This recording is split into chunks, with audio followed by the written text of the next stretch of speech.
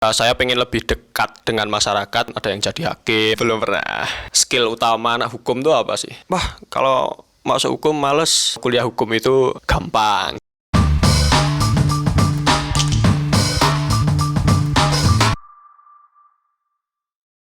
Nama saya Abi, mahasiswa Fakultas Hukum, kuliah di Universitas Diponegoro. Saat ini sudah sampai di semester 8. Yang membuat saya tertarik masuk jurusan hukum. Saya sendiri suka dengan ilmu soshum. Jadi waktu SMA saya juga jurusan IPS. Antara dua pilihan waktu mau masuk kuliah, antara akuntansi atau hukum. Tapi setelah dipikir-pikir, saya pengen lebih dekat dengan masyarakat. Jadi ya saya lebih memilih ke hukum. Suatu ilmu yang membuat saya lebih dekat dengan masyarakat. Terus kenapa sih Undip? Emangnya bedanya hukum di Undip sama hukum di kampus lain itu apa? Kenapa milih Undip ya?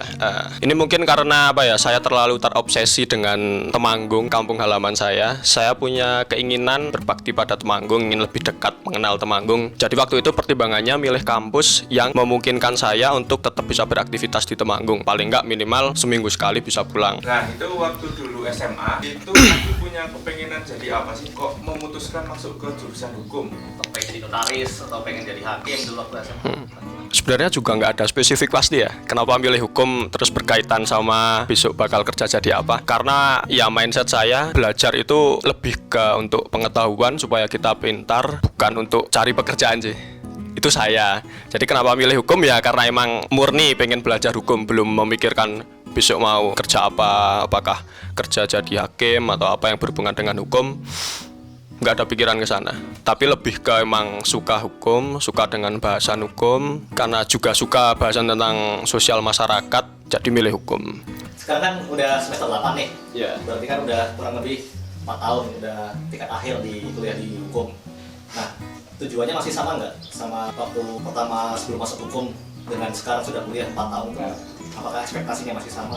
Kalau ditanya sesuai ekspektasi, alhamdulillah sesuai ya. Pada dasarnya kan emang suka hukum, terus kuliah hukum, belajar hukum, jadi ya sesuai apa yang saya bayangkan, yang saya pikirkan dulu waktu SMA tentang belajar hukum. Terus kalau ya tujuan masih sama sih, kayak saya pengen lebih dekat dengan masyarakat, memberikan kontribusi pada masyarakat sekecil apapun itu. Nah, jalurnya ya lewat ilmu pengetahuan yang saya miliki, lewat ilmu hukum ini. Kuliah di hukum itu sebenarnya ngapain aja sih? Maksudnya kayak tugas-tugasnya atau kelas-kelasnya kayak misal gini nih, di jurusan teknik, di jurusan teknik itu kita banyak sering ada praktikum di laboratorium, nge-lab gitu-gitu. Kalau di jurusan hukum tuh gimana sih tugas-tugasnya misalnya? Kalau ini kan konteksnya S1 ya. Mungkin sama aja sih S1 di mana aja, terutama soshum itu lebih banyak teorinya. Terus terkait tugas-tugas ya paling tugas-tugas buat esai, terus jawab-jawab pertanyaan soal makalah gitu.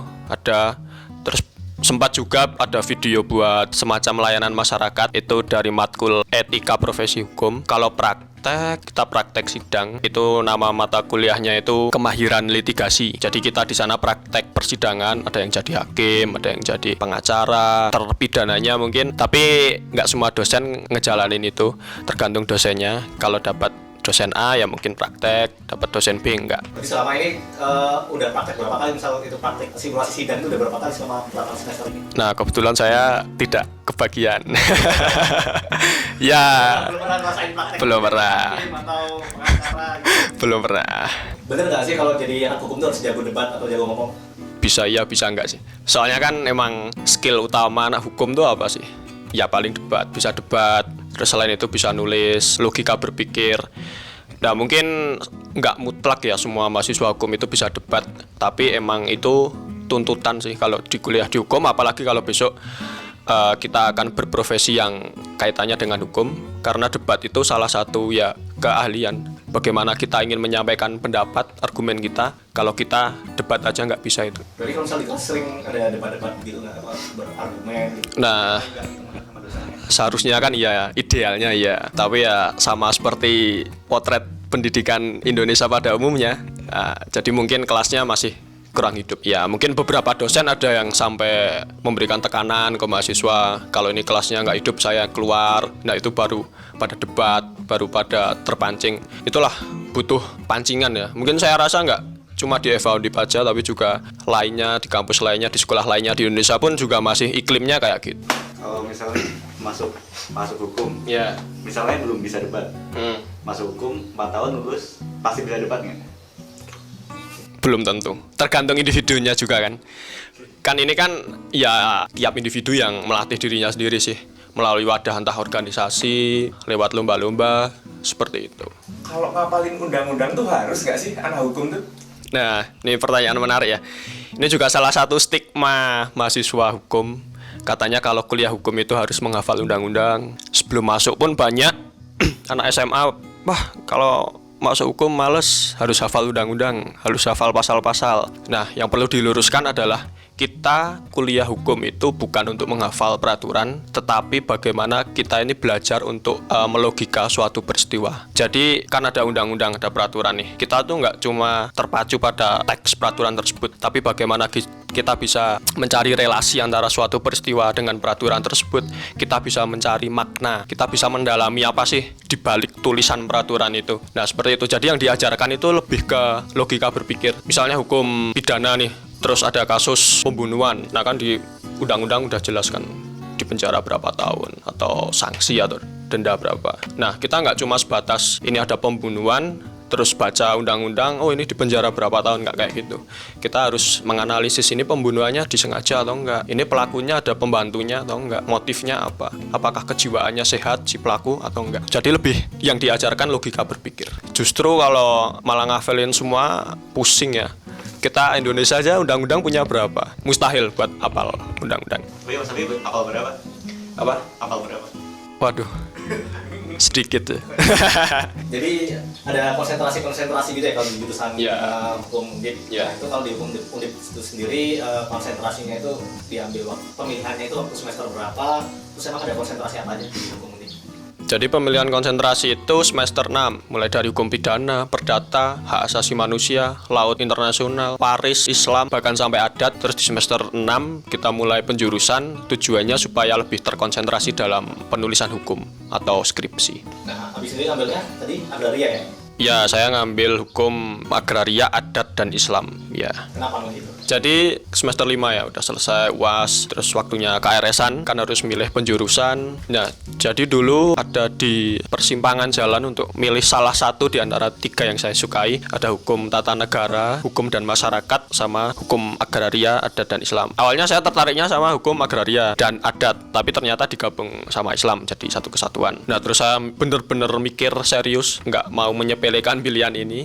Mikirnya waktu itu konsentrasi apa yang sesuai dengan saya, dengan lingkungan tempat saya tinggal seperti itu. Supaya apa ya, mikirnya antara teori yang dipelajari di kuliah dengan realita kehidupan di sekitar saya itu bisa nyambung, sinkron.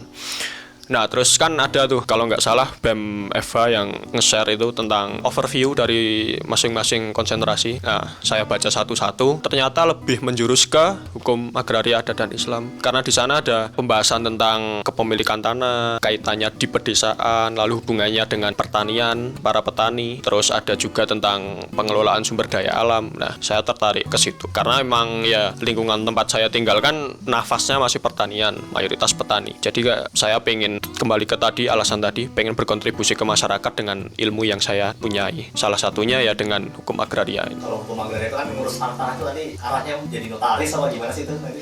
Apa gimana? Ya, jadi hukum agraria itu nggak sempit tanah, tapi pengertian luasnya itu segala sesuatu yang terkandung di dalam tanah, baik di atas maupun di bawahnya. Ada tanah itu sendiri, udara, air, kaitannya dengan sumber daya alam, terus kepemilikan, pengelolaan, penguasaan dari sumber-sumber agraria tersebut. Mungkin notaris salah satu pekerjaan yang berkaitan dengan hukum agraria. Mungkin saya yakin juga teman-teman saya yang ngambil hukum agraria pasti banyak yang cita-citanya jadi notaris atau ke BPN, Badan Pertanahan Nasional. Tapi kalau saya sendiri belum ada pikiran ke sana. Berarti ambil agraria karena pengen belajar agraria? Iya, sekali lagi bukan karena pengen jadi apa itu, enggak sih. Karena emang suka ilmu pengetahuannya, terus belajar ya suka, jadi nggak kepikiran atau sengaja nggak memikirkan besok mau kerja jadi apa yang berhubungan dengan apa yang saya pelajari gitu. Jadi di luar akademis nih, anak hukum itu biasanya ngapain sih? Nah, selain itu Mas Abi milih ngapain di luar akademis? Mungkin pada umumnya mahasiswa ya, kegiatannya selain di luar akademis ya organisasi, KM. Saya sendiri nggak ikut organisasi intra kampus karena ya alasan pribadi sih, ngerasa kurang cocok aja. Saya lebih ikutnya malah lebih aktifnya ke organisasi daerah. Jadi untuk Orda sendiri mungkin kegiatannya nggak jauh beda sama organisasi intrakampus, tapi hanya mungkin lokusnya aja yang membedakan. Kita fokusnya ngadain di Temanggung sebagai asal daerah kami, tapi fokus utama itu lebih ke pengabdian masyarakatnya. Terus sekarang kan udah enggak nih? Ya. Terus ngapain sekarang? Selain kemarin kan udah sibuk di Orda nih, terus sekarang ngapain? Sekarang kan fokusnya skripsi ya, tapi juga nggak melulu ngerjain skripsi sih. Sekarang lagi beraktivitas, atau lebih tepatnya belajar bertani bareng teman-teman di Ngadirjo. Komunitasnya namanya Kebon Jiwan. Ya, jadi kami pengen mengembangkan pertanian alamiah, pertanian yang berkeadilan bagi petani, bagi lingkungan. Karena Temanggung kan mayoritas petani, nafas orang Temanggung kan pertanian. Itu juga kebetulan nyambung sama hukum agraria. Jadi sebagai upaya agar saya lebih memahami teori yang saya pelajari di bangku perkuliahan ya lewat praktek-praktek semacam ini. Berarti kasarnya itu Mas Abi ini di semester 8 kayak semacam magang gitu ya, magang di bidang pertanian gitu. Ya, belajar lebih dalam lagi soal pertanian.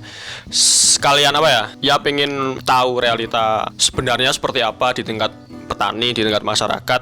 Jadi kayak ini bagi saya ya wadah yang tepat.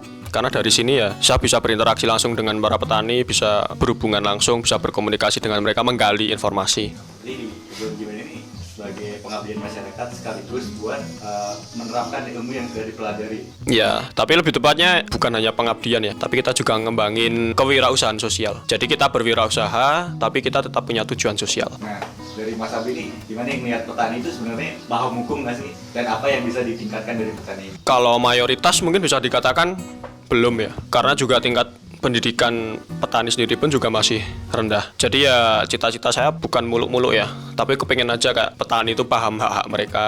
Jadi hukum kan bukan hanya hukum dalam artian tertulis teks peraturan perundang-undangan, tapi ada hukum kebiasaan, hukum yang hidup di masyarakat, bagaimana bagi hasil yang adil, skema jual beli tanah yang adil. Nah, kayak gitu yang mungkin bagi saya itu sangat penting harus diketahui petani. Dan selama ini memang belum banyak mahasiswa yang fokus ke hal ini. Iya, ini bukan suatu isu yang seksi bagi mahasiswa. Kalau untuk habis itu tuh kuliah di hukum itu susah nggak sih? Susah atau enggak tergantung kitanya ya. Kalau susah tetap pasti susah, namanya belajar, namanya sekolah kan susah. Tapi berhubung karena saya sendiri udah seneng dengan hal tersebut, ya sesusah apapun jadi asik, tetap saya dalami, tetap saya pelajari. Contohnya ya hukum waris, berhitung tentang warisan itu susah sekali. Terus ada filsafat hukum, itu kalau udah dapet dosen tertentu itu yang lulus cuma 10%, tapi karena berhubung udah suka ya dilewati aja, dilalui aja, sama ya jadi keasikan sendiri, tetap terus belajar walaupun susah. Kebanyakan gimana sih kalau misal di hukum Undip itu yang lulus itu pada lulus tepat waktu 4 tahun, apa kebanyakan pada extend semester atau malah di situ kebanyakan 3,5 tahun atau gimana? Nah, kalau FH Undip terkenal lulusan tepat waktunya paling banyak dibandingkan fakultas lain. Ya itu juga karena ada stigma juga dari mahasiswa lain kalau kuliah hukum itu gampang, jadi lulusnya cepet. Kan Mas Abi paham hukum kan? Ya. Dan kan bersosialisasi, punya teman banyak. Kadang kan selek tuh sama teman. Pernah nggak sih nyari celah buat menjarain orang? Wah, ini orang bisa dipenjarain ini kan karena nggak suka gitu. Di tongkrongan gitu ya? Tongkrongan tuh, ini orang Bisa terjerat hukum. Bisa nih mencari celahnya. Belum pernah sih kalau sampai hal kayak gitu. Mungkin kalau sama temen lagi nongkrong gitu ya sifatnya lebih ke edukasi ringan sih. Bicarain ngobrol santai gitu, nggak sampai ke hal-hal serius. Walaupun mungkin ada temen yang reseh gitu kan, kelakuannya reseh tapi nggak sampai kayak gitu. Pernah kepikiran tapi? Ya mungkin kalau kelakuan orangnya udah kelewat batas ya bisa saja. Tapi kan selama ini nggak ada, paling cuma bercanda, cuma beda asumsi, debat gitu kan. Nah itu salah satu yang diajarkan di Eva Undip, mungkin ini agak berbeda sama Eva lainnya. Jadi kami diajarkan namanya hukum progresif. Jadi hukum bagaimana memanusiakan manusia. Jadi hukum itu untuk manusia, bukan manusia untuk hukum. Nah jadi kita sebagai anak hukum tuh nggak serta-merta tekstual, ada peraturan terapkan ke orang yang salah, nggak sebatas itu. Tapi kita harus gali latar belakang kenapa orang bisa kayak gitu, apa motif dibaliknya kayak gitu. Jadi kita tidak hanya bicara soal undang-undang, peraturan, tetapi kita juga bicara nilai, norma, menjadikan manusia bukan sebagai objek, tapi sebagai subjek. Menurut Mas Abi nih, Yang kurang apa ya di hukum Undip itu sendiri? Kelebihan dulu ya mungkin. Kelebihan pertama hukum progresif, terus satu kekayaan yang dimiliki oleh FH Undip, terus mungkin fasilitas juga memadai. Nah ini juga sampai menimbulkan stigma negatif juga dari mahasiswa lain karena gedung FH Undip tuh katanya lebih bagus daripada fakultas lainnya. Terus wah pilih kasih nih yang dibangun FH terus kayak gitu. Nah mungkin kalau kekurangan mungkin UKT ya, masalah UKT mungkin Bapak Ibu yang berwenang bisa sedikit mengurangi karena bagaimanapun juga kan pendidikan harus berpihak kepada masyarakat, khususnya masyarakat kecil. Kalau yang bisa sekolah hanya masyarakat yang berada ya berarti kemiskinan sampai kapanpun nggak akan teratasi gitu loh. Jadi mungkin masalah biaya lebih dikurangi, lebih menyesuaikan dengan kemampuan mahasiswa gitu. Oke mungkin ada banding ya, tapi kan prosesnya ribet. Nah mungkin langkah alternatifnya ya dari awal emang UKT jangan terlalu tinggi, tapi juga distribusi harus merata sih. Bagi yang mampu ya semampunya, maksudnya jangan terus dia merasa dirinya miskin atau apa. Oke, pertanyaan terakhir ya Mas, buat penutup, salah jurusan nggak sih? Sama sekali nggak.